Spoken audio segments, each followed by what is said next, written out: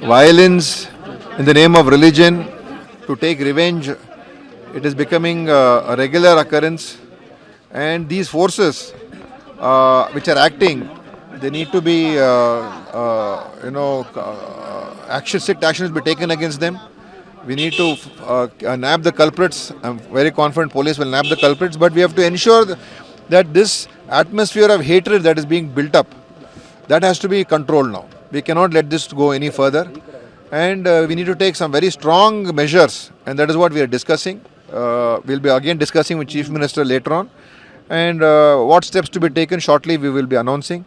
My appeal is that this violence is not good for anybody, and using religion to kill innocent people. This Abdul Rahim is an innocent man who had no criminal record, no track record. He's a well respected amongst the people, and someone just for the sake of revenge, just for the sake of wanting to prove that we will not leave you, you go and kill somebody like this.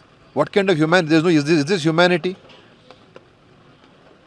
So the Abdul Rahim was a very not a small black mark against him, and he has been murdered brutally, and more people they wanted to kill, not just one person. So this shows what is happening to the mindset of these people, and we have to tackle that also.